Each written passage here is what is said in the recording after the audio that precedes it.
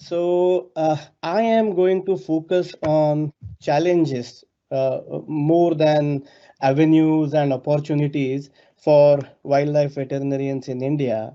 Uh, Much of what I am going to say might seem a bit blunt, and including the title here. But please understand that these remarks are not meant to discourage budding vets from pursuing a career in wildlife medicine. In fact, I think this criticism is intended to help veterinarians better prepare for a career in wildlife medicine. Now, this is an honest assessment. Now, very much like that's the reason I have this picture here. This is from King Lear, Shakespeare's play, where King Lear asks his daughters, "Tell me which one of you loves me the most?" And to which Cordelia gives this answer. And I am going to use Vinda Karandikar's Marathi translation for you, Ranade sir, just to, make a point. So this is what Cordelia in Marathi play says. अशी आहे मी कम नशिबी मला नाही उचलता येत माझे हृदय माझ्या तोंडापर्यंत मी महाराजांवर करते प्रेम माझ्या अपत्य धर्माशी सुसंगत असलेले ना अधिक ना कमी so no more nor less. That is the theme of today's talk here. I am going to reiterate some of the points Amol mentioned, but most of the points I will bring forth are the other side of the coin. And I am not going to paint a rosy picture here about wildlife research or wildlife medicine. So please keep that in context. So what you see in movies, or National Geographic programs, and I would just like to say, I have been in a couple of National Geographic and Discovery programs. You might one day scrolling over see me do a king cobra surgery on Discovery or a leopard tranquilization on National Geographic. But what I am saying here is based on that experience. So what you see there is not true, is very often far from the truth. All these fancy clothes and binoculars and people around you to help you carry your stuff, that is all a complete hoax. That's definitely not what you as a wildlife vet should expect in the field, and definitely not in India, neither in the Western world. So more importantly, and this is where I kind of beg to differ with what Amol said in his talk. And we always have different opinions, but this is my principle. Wildlife work is more about responsibility than adventure. If you are interested in adventure, don't be a wildlife vet. Don't be a wildlife medicine professional. Remember, anything goes wrong when you are the wildlife vet in the situation, it is always your fault. If everything goes well, everything works out, you will never get any credit. So that is one of the important thing I guess you should keep in mind before really thinking of this career or this path or whatever. It is of course hard work, there are scanty resources, and working conditions are difficult. Whatever fame you might get one day doesn't really matter at all. Now, see here, Amol and I are kind of giving this talk, but the main reason to attend Gharda Oration when I was a student was the samosas and wafers that you used to get there. We are not even getting that today. Anyways, that was just a joke. So I am not going to talk about the money part. Amol rightly mentioned. I'm not going to go there. Also to remember is the fact that wildlife work always has a people component. You know, people never work for you. So what you see on the left hand side is a scene from the movie Vadu, where you see villagers helping the forest officer catch that feral bull or whatever. For those of you who don't know, this movie is entirely based on a real life bull capture operation that I undertook in 2002. I cannot even begin to explain to you how different the situation was in real life. So the point here is public participation never works in your favor.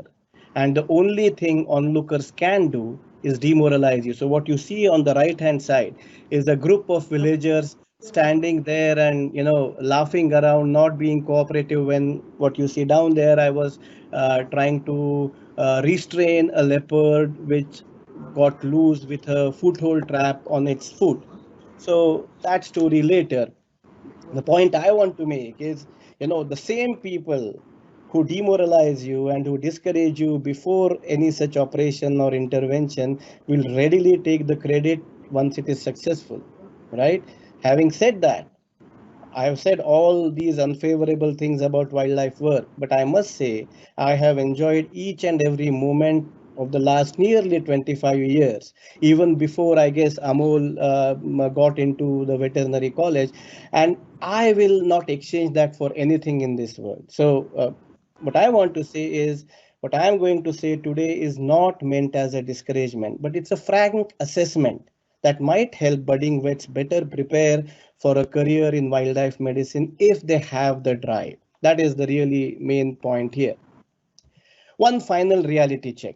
Now, if anyone thinks that this is the kind of setting where wildlife medicine is or will be practiced, even in the Western world, think again. With all the fancy gadgets, tables, and monitors and all, please wake up, stop dreaming. So, what I want to do here is take you guys to a real world scenario. Okay, so what you see here, and I don't want to just talk about the kind of rescue work that I did or my team did or what we did. I want to show you something, and even though I am the main person here, it's not my self-advertisement. I want to make a point. I always used these rescue operations as a training opportunity, just like Amol mentioned. So this is a tigress caught near Nagpur, rescued from a culvert. She was a wild tigress, a young tigress, and before releasing her back in the wild, the forest department. So I was the wildlife veterinarian for Maharashtra Forest Department for a long time.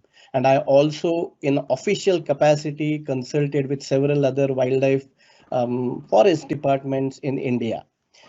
So before releasing this tigress, Maharashtra Forest Department wanted to put on a GPS collar, right? Now, obviously, the tigress had to be anesthetized for this collar. The chief wildlife warden requested me to head this operation. This was in Nagpur. So 2011, I believe. So I want to use this video clip to drive home some of the critical issues. Contrast these issues with the fancy picture we saw in the previous slide. Okay, so this is essentially field immobilization. What you see, that holding cage that you see, is in an open area in a forest nursery. When I start the video clip, you will hear traffic noises. Okay, so I had already darted the tigress in the cage using a blowpipe. I used xylazine, ketamine. Those were the only two drugs available when I was working in India. I'm not aware of what is available currently, but all the leopard immobilizations and tiger immobilizations and other immobilizations that I have done, which are well over 200 documented, published immobilizations, these were extensively done using xylazine ketamine without a single untoward effect. It's all published. The point I want to make is this is inherently a very risky operation, and I want to just highlight some of the risks of working in the real world with a dangerous animal, yet a national kind of animal, endangered animal like a tiger. So what we had to do was to get this tigress out of this holding cage, measure the neck girth and put on a GPS collar. This procedure sounds simple, but it takes nearly 30 to 40 minutes to get the measurements right, to fix the collar, because the collar is going to be on the tigress for the next couple of years at least. There are some accidents that can happen if the collar is tight or the collar is loose. So it's not a straightforward way of just clipping on the collar. It needs some measurements, needs some adjustments, you need to cut the belt and so on and so forth. The point being, the tigress is going to be out of this holding cage, and she has been immobilized with xylazine ketamine. Those of you who know xylazine ketamine combination, there is always a risk of the animal waking up prematurely or making some movements. Imagine a swap of a tiger's claw with, in such a tiny place, people working around. You might see a kid around, you might see several journalists. So again, I'm going to highlight the point. Anything happens to this tiger will happen real time in front of the journalists. If there is an accident, I, as the veterinarian in charge, is going to take all the blame. Yet, I have to get this tigress out, We have to work on the radio collar, monitor her throughout that 35-40 minutes duration, and then put her in a truck which has another transport cage, monitor the recovery and take the tigress to the release site. This is an operation which has to be meticulously planned. One important point I want to make before I put on this video. I have done a lot of these rescue operations, these immobilization operations in India, and I have trained, I had a trained team working with me. Here, though, are all forest department people. None of them have ever worked in such an operation. They have never even handled, tranquilized, helped with any leopard or tiger immobilization. I am the only person who has any idea, any experience of what is to be done. Yet, the reason I am talking about this is to give you a brief idea how things are in the real world and what matters the most. The point I want to make with due modesty here is the confidence emanated by the wildlife veterinarian. That is the only thing that matters. I do say this with due modesty. This comes with experience and training and mentorship. These are the points I will be talking about in the rest of the presentation.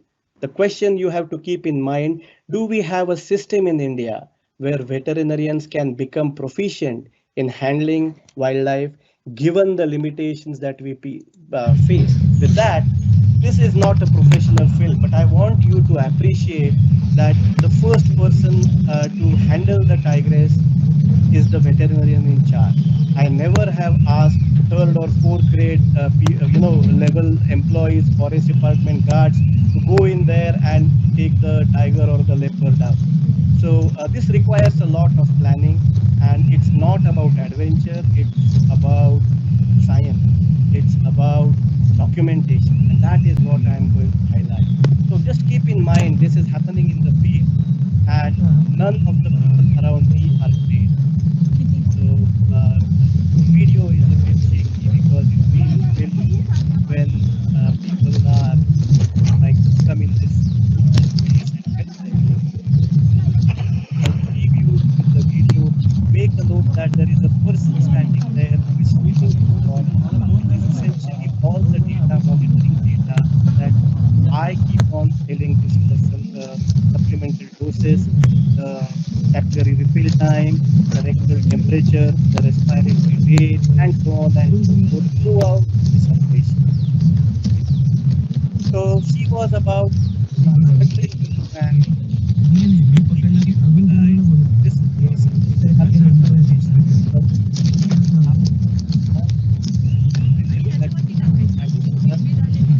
that and measurement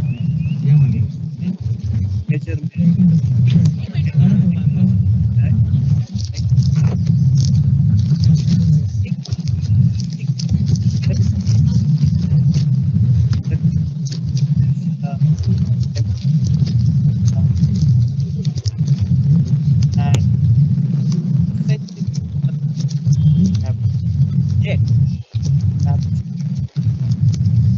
and said what drug released her.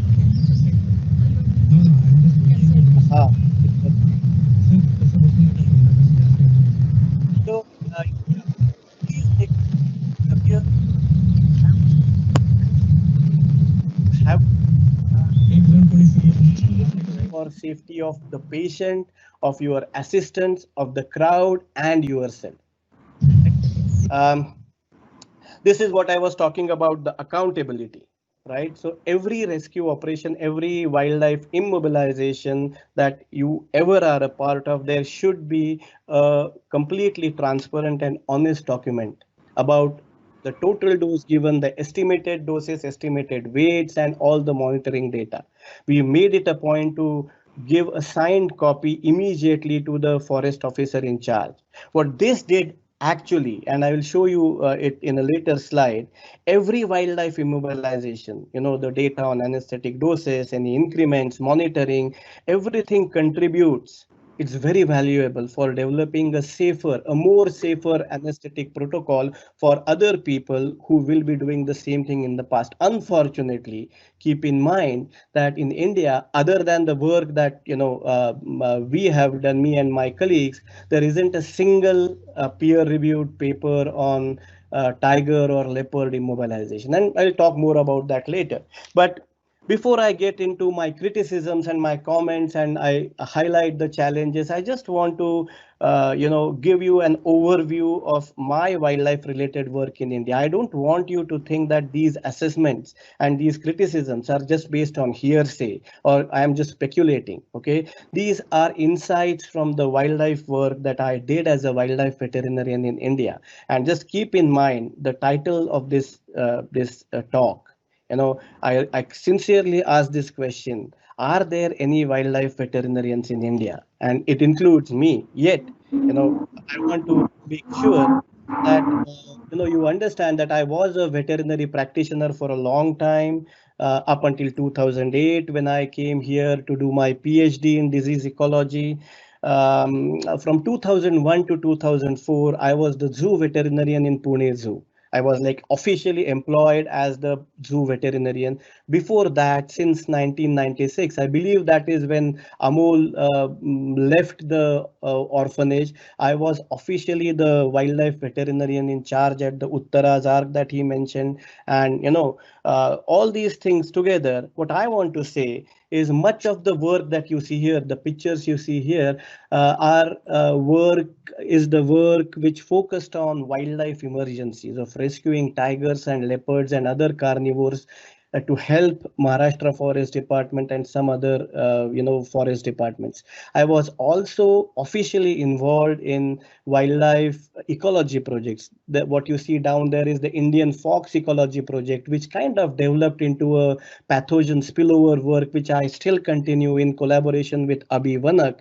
On the right hand side there, you see the first ever radio transmitter project in snakes, king cobras, especially in India. I was a collaborator and with Romulus Whitaker. So the first ever king cobra anesthetized and the surgery done in India. I was the veterinarian who did that. What I mean to say is there is a lot of work being done in India. Uh, Unfortunately, that is limited to a few places, and there is not much opportunity to interact with people doing this work. Uh, and we'll talk more about it. What I'm not going to talk about is my PhD work on disease ecology and the work I have been doing since in the US. Maybe I'll leave that for later. So as you can see, these are all the wildlife rescues and some of the other operations I was a part of. I do wish to make a point here, and this is a very important point. If anybody claims about doing wildlife research, wildlife work, the first question you have to ask is, where are the publications? Do you have any peer reviewed international level publications? Otherwise, everything is hocus pocus. Keep that in mind. Anybody claiming to be a wildlife expert, you have to ask that question. That is a very important question.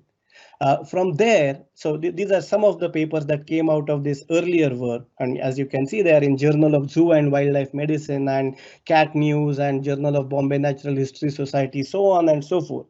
What I want to now talk about with this introduction, this kind of preamble, is the first of the criticisms, challenges, whatever you may call it. I'm going to talk about three, and there is a lot of overlap between these three.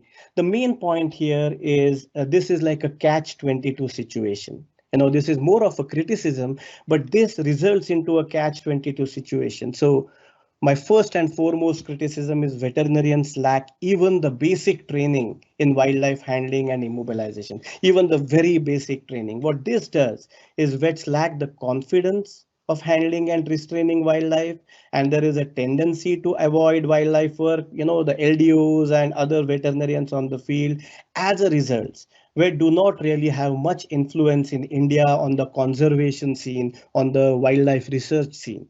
So that is the catch-22 situation I am talking about, and this is reflected in way most wildlife emergencies are handled in India. So take a look. This is from Nashik.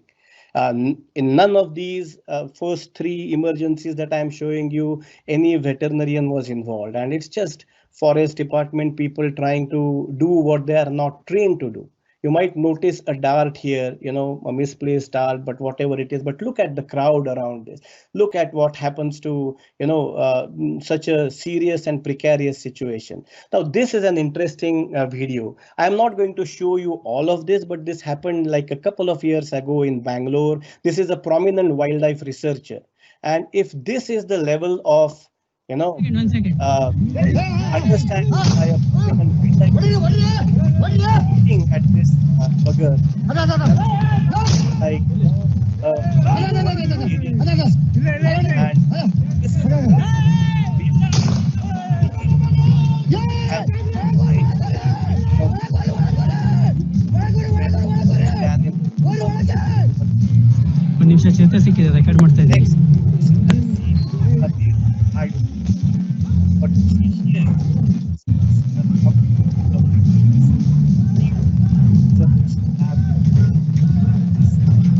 there and all the things is there, and this is somewhere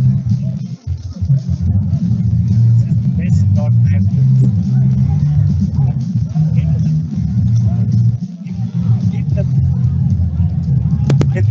enough about enough about this cribbing. I hope you got the point that I wanted to make. Of course, I'm not going to talk anything about this Auni farce. Amol did mention it, but no veterinarian was involved here. And whatever I read about this, everything sounds fishy, right? What I'm more concerned about, what I was really worried about during my time in India is exemplified in these two pictures. On the left hand side, everything is wrong about the operation or whatever they are doing, what you see on the screen. There is a person with a syringe in his hand, the needle is uncapped, the leopard has been probably immobilized and is being carried without a stretcher. 3 or 4 people are carrying it, and this is exactly how not to do things, even if you are limited in resources, even if, like, you have no training. These are the basic things. On the right hand side, what you see is the plight of captured leopards. There is no idea about post capture management. There is no idea, anywhere in the system about how the cage design should be. I hear Vidya Atreya, the wildlife biologist who has been working on this issue for a while, has taken up the cage design issue. That's good. But, a ground level, a field level training and orientation and sensitization is really required, and vets are the most ignorant of this lot, unfortunately. So I am not just criticizing, or I didn't just criticize even then. For about 12 years, maybe 11 years, with a grant from Rufford Foundation UK, I trained several multiple teams in India, most of them in Maharashtra. So one you see down here is the Sanjay Gandhi National Park training program that we organized way back in 2003. We trained several teams. Some of those people are still working in wildlife immobilization. They have trained the next lot. And so we started this process of training field veterinarians, wildlife veterinarians, forest department people. We provided a kit which was not available readily then. So the blowpipes are now manufactured in India. The blow darts are manufactured in India. The snare and the stretchers and all those things that are required for wildlife rescue are available only if you have a letter from the chief wildlife warden of the state. On the left hand side, you see some of the training programs that we did in Nagpur, in Tadoba, in Goa, Gujarat, several states, several teams trained. On the right hand side, what you see is the first ever team of Wildlife SOS. I hear Wildlife SOS does quite a remarkable work in leopard rescue in Maharashtra. So this is me training their first batch of vets and first batch of rescue operation people, and I assume they have been continuing the training part there. So it's not just criticism. What came out of this work is the state level guidelines for wildlife emergency and wildlife conflict management. I have authored a manual on treatment and post capture treatment and immobilization of leopards. The national guideline is based on all this work that we did between 2001 and 2005-6. So There has been some training effort, but overall, our veterinarians are not equipped. Even the basic training in handling and immobilization of wildlife is lacking. Now, going on to the next point, and I say this with due respect, this is the second and the most important challenge. um, I cannot stress this enough, and this brings us to like a very important point. There is an urgent need for veterinary colleges to develop mentoring programs in wildlife medicine. It's very easy for me to say you need to attract expert faculty. I know that's not going to be possible, but what I mean to say here is the existing faculty, those who have interest, need to be provided opportunities to attend training and externships, internships, short courses, maybe online trainings, some practical work to update their knowledge, because they are the ones who can provide some direction, some mentorship to the veterinary students. And expose them to some of these issues and some of these possibilities.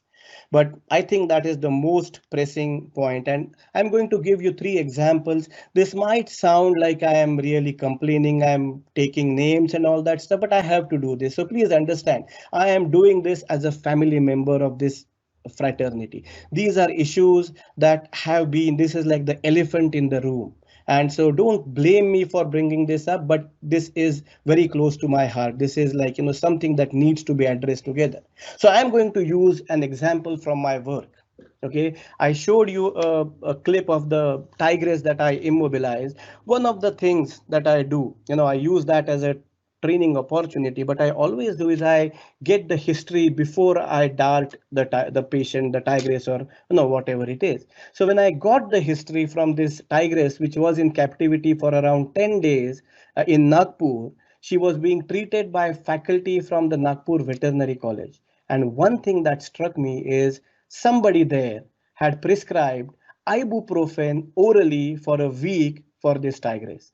Fortunately, the person who prescribed that was not aware that oral medications are very difficult to administer to wildlife. Hence, I assume the medicines never got into the tigress. But this is a blatant ignorance on part of, all of us know in cats, with all the glucuronide issues, the deficient enzymes and all that stuff, the glucuronide transferase enzymes in liver, you never prescribe NSAIDs to cats, domestic or wild or whatever. But here it was on the history sheet, on the case paper, along with a signed prescription. This is not what a faculty in a veterinary college should be, ignoring. This is where we really need up-to-date training to our faculty. And it's our responsibility if we want to mentor our budding vets and all that stuff. Now, another area which I guess Amol briefly brought up, and again, there is a big issue in my mind, and I have been working on this issue for at least 20 years, with all the documentation if you need it. So I was recently, like just last month, asked to review a necropsy report of a lioness actually from Gir. There have been multiple deaths in the last year, and I consult with them on some occasions, and this post-mortem report was sent to me.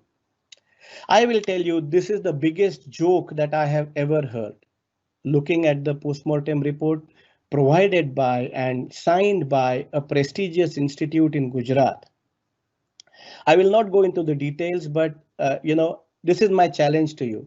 Go and get any necropsy report, report from any institute in India, and what you will see, and I guarantee you, I can tell you the proportion. Cause of death: heart failure. Are you are you joking?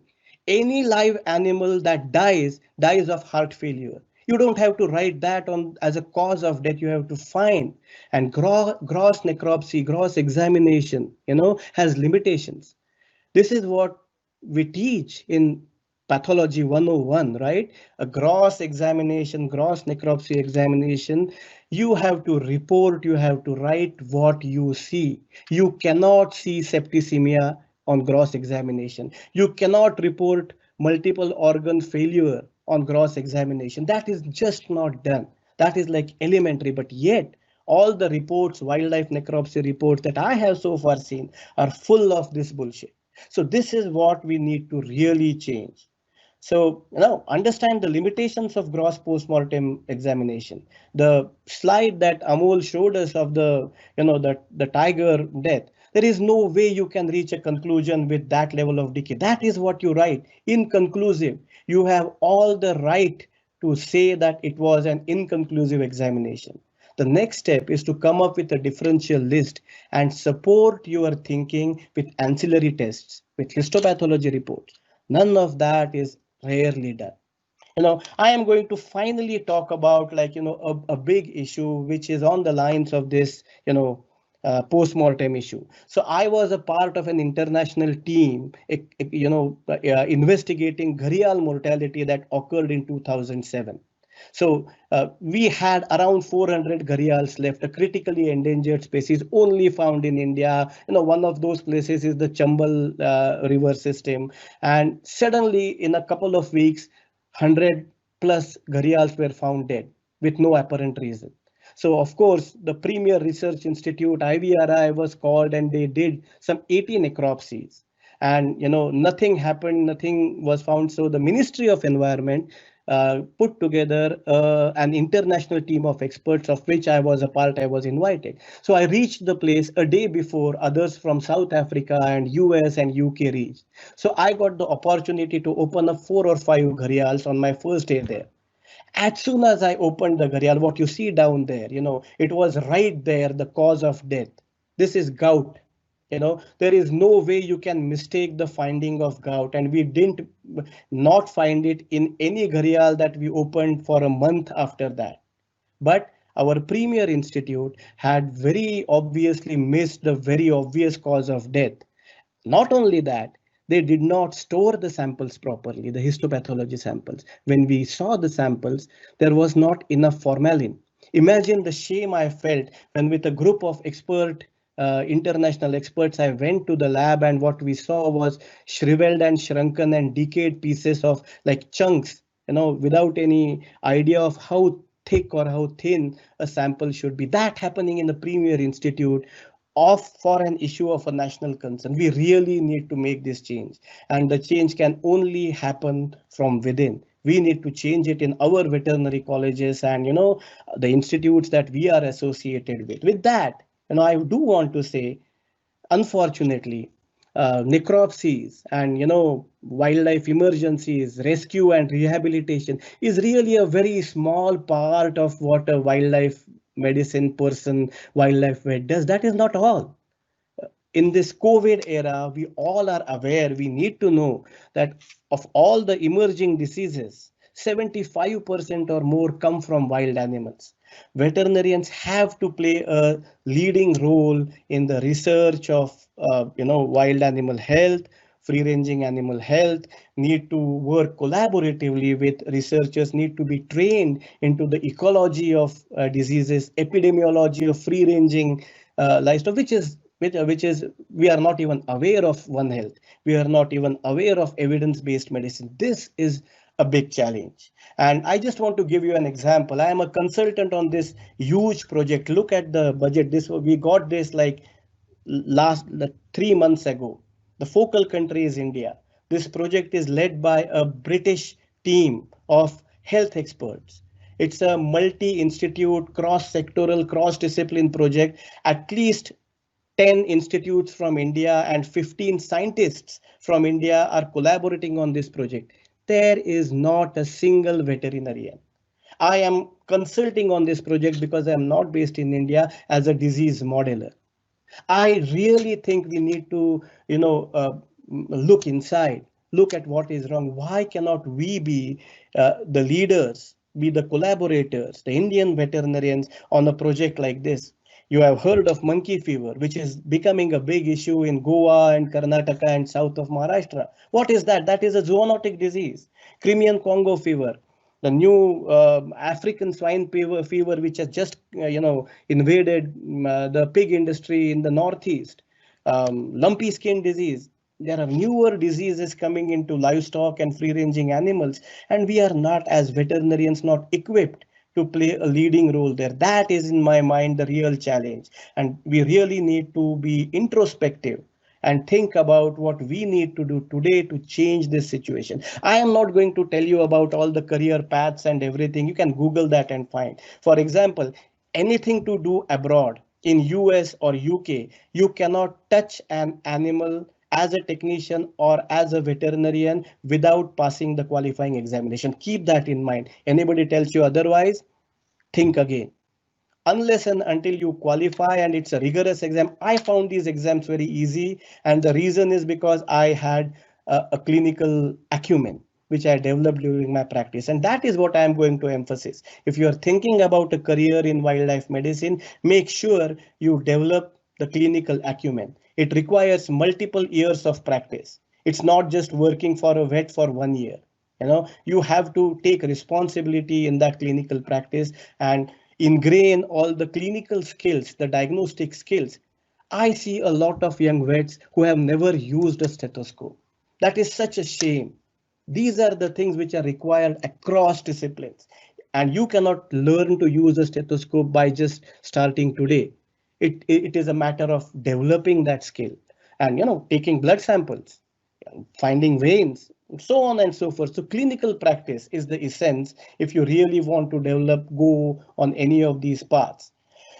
I just, I'm going to end this talk with reiterating some of the points that I made. And, um, I sincerely hope that these challenges and these you take them in the right context, but the veterinary fraternity needs to come together to change this situation, to help future wildlife vets overcome these challenges. With that, I'll stop. Any questions, please let me know. Thank you.